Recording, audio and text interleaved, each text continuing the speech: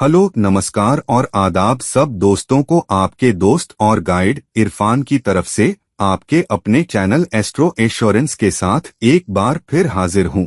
जब हम अपनी जिंदगी को देखते हैं तो हम ऐसे लोगों के साथ रहना चाहते हैं या ऐसे लोगों के साथ काम करना चाहते हैं या ऐसे लोगों को अपनी जिंदगी में चाहते हैं जो हम पर पॉजिटिव असर डालते हैं। ऐसे लोग जो मुश्किल से मुश्किल वक्त में साथ दें, जो हमें चुनौती भरे समय में राह दिखाए और जो हमारे लिए मददगार भी हों, हमारे लिए सहारा बने और वो अपनी मौजूदगी से, हमारे आसपास होने से हमें अच्छा लगे, हमें खुशी हो, हमें सुरक्षित महसूस हो। और क्योंकि ये हम सब की जिंदगी में जरूरी है, हम सामाजिक प्राणी हैं, तो अक्सर जब आप किसी से पूछते हैं कि आपका गोटू शख्स कौन है, खास तौर पर जब सलाह की बात हो या कोई रहनुमाई चाहिए, तो हम सोच कर कहते हैं, अरे मैं अपने पिता के पास जाता हूँ, कोई कहे मैं अपनी माँ के पास जाता हूँ, कोई कहे मैं अपने दोस्त के पास जाता हूँ, कोई कहे मेरे 2-3 लोग हैं जो मेरे साउंडिंग बोर्ड हैं, मैं उनके पास जाता हूँ, कोई कहे मैं अपने मेंटर के पास जाता हूँ, कभी कभार कोई कहे मैं अपने जीवन साथी के पास जाता हूँ, चाहे वो मर्द हो या औरत, और कोई कहे मैं अपने भाई बहन के पास जाता हूँ, भाई बड़ा हो या छोटा, कोई कहे मैं अपने बॉस के पास जाता हूँ, वो मेरे बॉस भी हैं, मेंटर भी हैं, दोस्त भी हैं।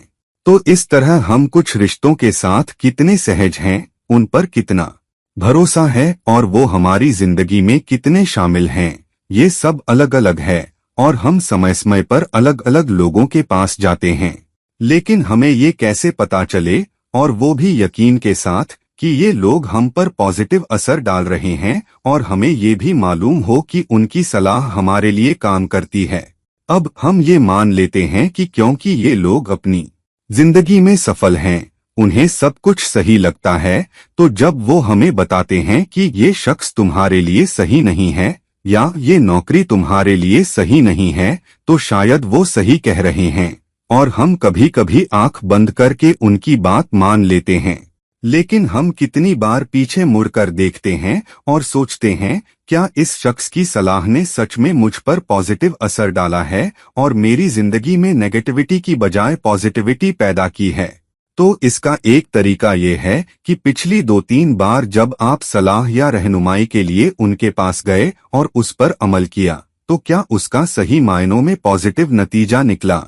ये मत कहो कि हाँ, मैंने इस चीज से छुटकारा पाया, इससे छुटकारा पाया, इन 3 चीजों से छुटकारा पाया जो मुझे परेशान कर रही थीं, तो अब मैं ज्यादा शांत हूँ। ये तो झाड़फूंक है और फिर शांत होना असली शांति नहीं है।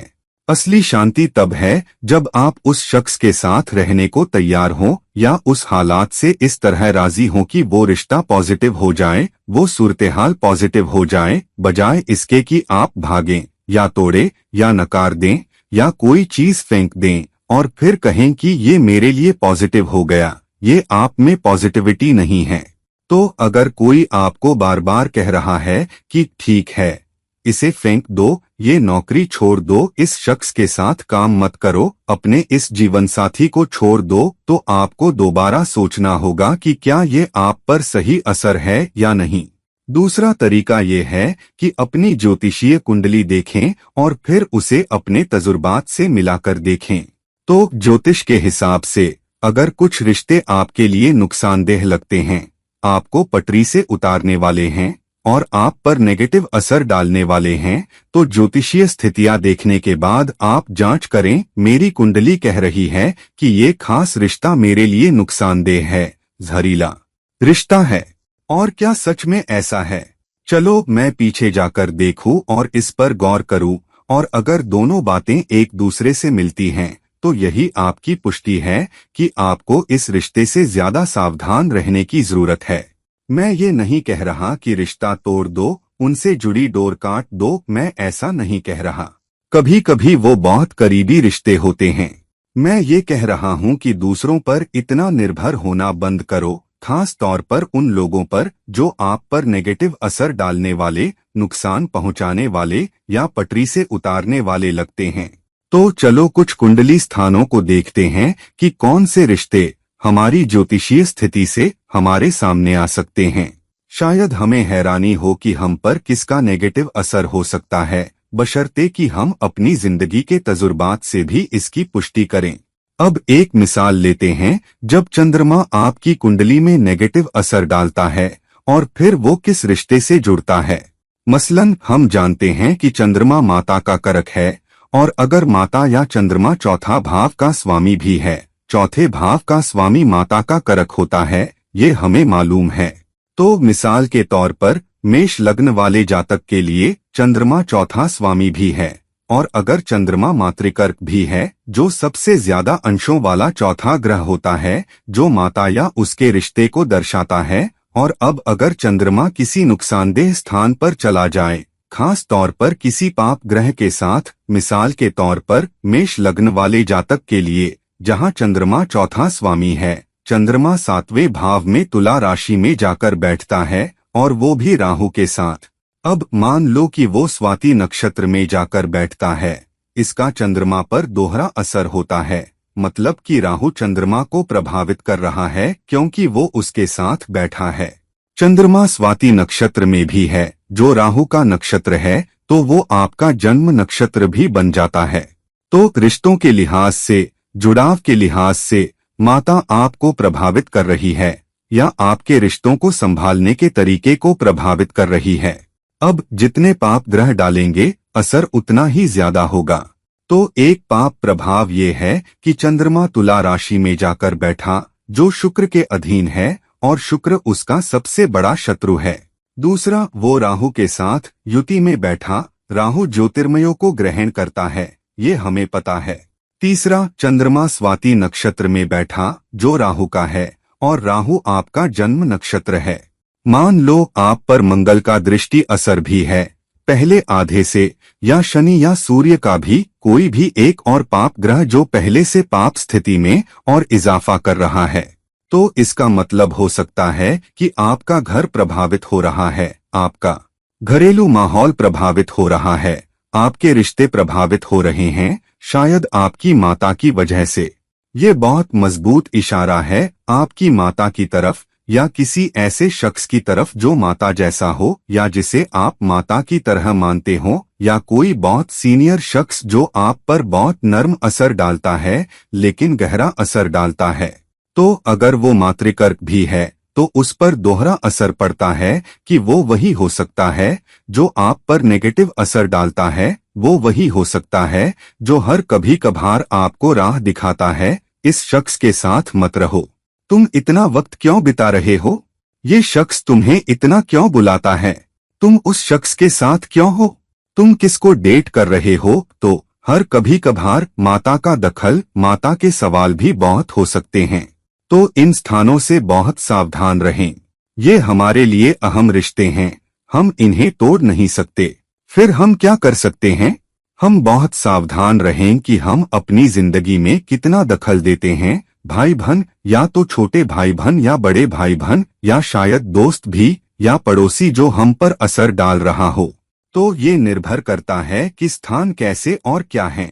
मिसाल के तौर पर, अगर तीसरा भाव स्वामी जो छोटे भाई बहन का कारक भी है, वो या तो नीच का हो जाए या पाप ग्रहों के साथ बैठे, तो आपको मालूम होगा कि तीसरा स्वामी जोर से पाप प्रभावित हो रहा है और आपकी कुंडली पर गहरा असर डाल रहा है। वो क्षेत्र जहां वो बैठा है, वो आप पर जोरदार नेगेटिव असर ला सकता है। मिसाल के तौर पर, वृषभ लग्न वाले जातक के लिए चंद्रमा तीसरा स्वामी है। मैं चंद्रमा की बात क्यों कर रहा हूँ? क्योंकि चंद्रमा हमारी जिंदगी में सबसे बड़ा असर डालता है, खास तौर पर रहनुमाई के नजरिए से, भावनात्मक रूप से हमें प्रभावित करता है। हम में से ज्यादातर अपने रिश्तों में भावनात्मक, सच्चे भावनात्मक फैसले लेते हैं। अगर हम किसी से भावनात्मक रूप से खुश नहीं हैं, तो हम उनमें नेगेटिव पहलू भी ढूंढने लगते हैं। तो अगर वृषभ लग्न वाले जातक के लिए चंद्रमा तीसरा स्वामी है और अब 7वें भाव में नीच हो गया है, वो भी ज्येष्ठा नक्षत्र में, जो बुध के अधीन है, क्योंकि वृश्चिक राशि के नक्षत्रों में से एक ज्येष्ठा है जो बुध के अधीन है, और अगर बुध खुद 11वें भाव में नीच हो जाता है, तो इसका क्या मतलब है? तीसरा स्वामी अगर वो भातृकर्क भी है, तीसरे सबसे ज्यादा अंशों वाला ग्रह, तो ये एक मजबूत संकेत है कि ये भाई की तरफ इशारा कर रहा है। और अगर ये तीसरा स्वामी है तो ये छोटा भाई बहन हो सकता है जो आप पर नेगेटिव असर डाल रहा है। और अगर चंद्रमा ज्येष्ठा नक्षत्र में जाता है और बुध जो ज्येष्ठा का स्वामी है खुद 11वें भाव में नीच हो जाता है, 11वां भाव सामाजिक जुड़ाव भी है, तो अगर आपका छोटा भाई एक नियमित आधार पर आपका सामाजिक जुड़ाव है जिससे आप हर कभी कभार मिलते हैं और बुध वहां नीच स्थिति में बैठा है, जिसका मतलब है कि बुध तर्क और दिमाग से आपको कैसे प्रभावित करता है, तो छोटा भाई अपने तर्क से आपको प्रभावित कर सकता है, नेगेटिव असर डाल सकता है। ये आपका पड़ोसी भी हो सकता है, लेकिन अगर ये भातृकर्क है तो ये पड़ोसी से ज्यादा भाई बहन बनता है। लेकिन अगर ये तीसरा स्वामी है तो पड़ोसी का भी बहुत गहरा असर हो सकता है, भले ही ये भातृकर्क न हो, लेकिन ये भाई बहन भी हो सकता है।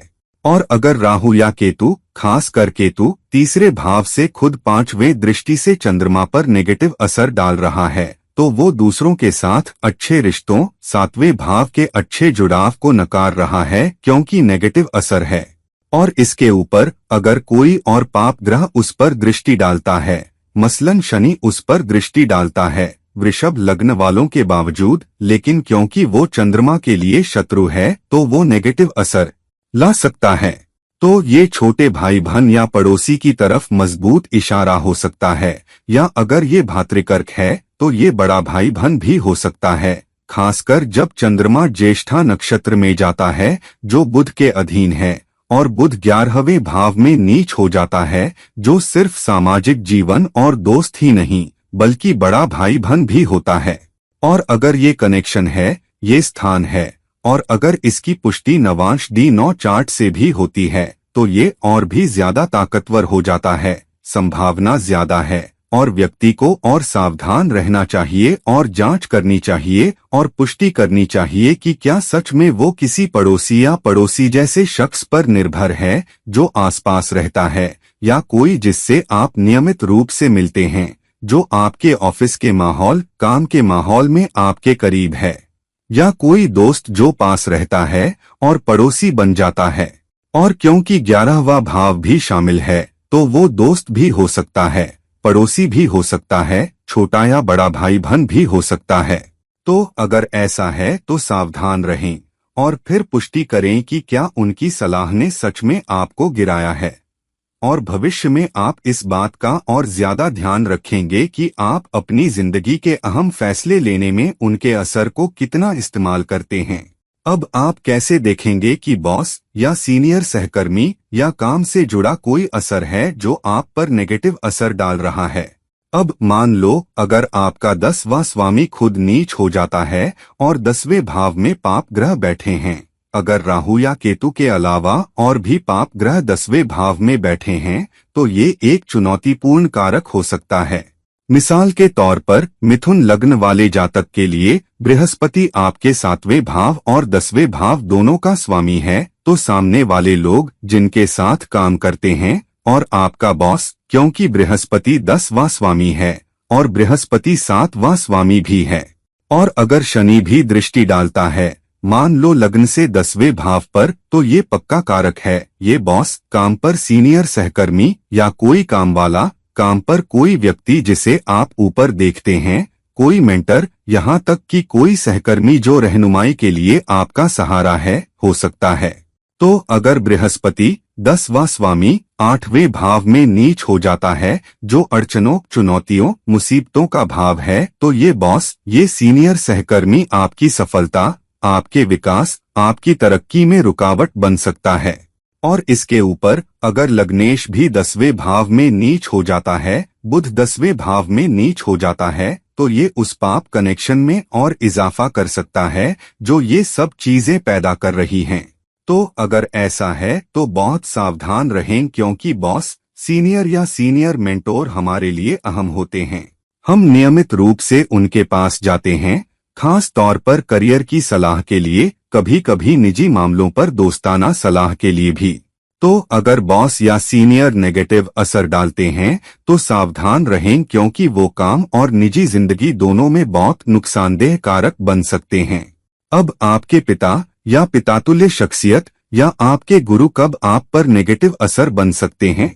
अगर आपका नौवां स्वामी और सूर्य जो पिता का करक है दोनों, और साथ ही अगर वो भातृकर्क भी है, तीसरे सबसे ज्यादा अंशों वाला ग्रह, तो भाई बहन और पिता दोनों भातृकर्क से देखे जाते हैं। नौवां स्वामी नीच हो, सूर्य नीच हो और पाप ग्रहों के साथ बैठे तो ये एक बहुत मजबूत कारक है आपकी जिंदगी पर नेगेटिव असर का, खास तौर पर जहां वो बैठा है। मिसाल के तौर पर अगर ये कर्क लग्न वाले जातक के लिए है तो कर्क लग्न वाले जातक के लिए नौवां भाव जो पिता का करक है बृहस्पति के अधीन है। अब अगर बृहस्पति नीच हो जाता है क्योंकि वो मकर राशि में है, तो यहाँ दूसरों के साथ आप दूसरों से कैसे जुड़ते हैं, आपके दूसरों के साथ रिश्ते कैसे हैं, ये सब पिता से प्रभावित हो रहा है। ये वैवाहिक रिश्ता भी हो सकता है जिसे पिता प्रभावित करते हैं। पिता क्यों? खासकर अगर सूर्य भी चौथे भाव में तुला राशि में नीच हो जाता है, जहां सूर्य नीच होता है और तुला राशि रिश्तों जुड़ाव की राशि भी है। इसके ऊपर अगर केतु या राहु इनमें से कोई भी सूर्य पर प्रभाव डालता है तो ये और भी ज्यादा ताकतवर असर बन सकता है, खासकर अगर सूर्य विशाखा नक्षत्र में जाता है जो बृहस्पति के अधीन है, जबकि बृहस्पति आपका नौवां स्वामी भी है और बृहस्पति आपका 6वां स्वामी भी है जो यहाँ एक पाप राशि में है, और पिता का करक सूर्य भी उसी नक्षत्र में जाता है जो बृहस्पति के अधीन है और बृहस्पति इस स्थान पर नीच है। तो ये केतु का सूर्य के साथ शामिल होना है एक पूरी उलझन की पिता या गुरुओं की तरफ से दी गई सलाह, दिया गया असर आपको नेगेटिव रूप से प्रभावित कर रहा है। गुरु क्यों भी? क्योंकि बृहस्पति आपका गुरु भी है, बृहस्पति आपका सीनियर भी है, और क्योंकि बृहस्पति और सूर्य एक साथ आ रहे हैं तो पिता का जोरदार असर नेगेटिव तरीके से आपको प्रभावित कर रहा है। तो दोस्तों, चाहे वो पिता हो या माता या भाई बहन या दोस्त या जीवन साथी या शायद बॉस या काम पर सीनियर सहकर्मी, अगर कोई आपकी जिंदगी में नेगेटिव असर डाल रहा है, आपको नेगेटिव सलाह दे रहा है, तो ये हमारी जिम्मेदारी है कि हम अपनी कुंडली की स्थितियों से पुष्टि करें और जिंदगी के उन उदाहरणों से भी पुष्टि करें जहां हमने उनके कहे पर अमल किया, और क्या हम उनके द्वारा गुमराह हो रहे हैं, शायद अनजाने में उनके द्वारा, लेकिन शायद हम उनकी सलाह पर, उनकी राय पर, उनके हाथ थामे सही राह दिखाने पर बहुत निर्भर हो रहे हैं। शायद अब समय आ गया है कि हम और ज्यादा आत्मनिर्भर बने, अपने आप और समझदार बने और दूसरे पर निर्भरता कम करें, खासकर अगर वो और ज्यादा नुकसानदेह और ज्यादा जहरीला और पटरी से उतारने वाला कारक साबित हो रहा है। तो दोस्तों, इस वीडियो को लाइक करें, इस वीडियो को शेयर करें, और अगर आप मेरे साथ निजी परामर्श चाहते हैं तो कृपया नीचे दिए गए लिंक पर मुझसे संपर्क करें। किसी और समय किसी और वीडियो तक ये आपका दोस्त और गाइड इरफान विदा लेता है। नमस्कार, शुक्रिया।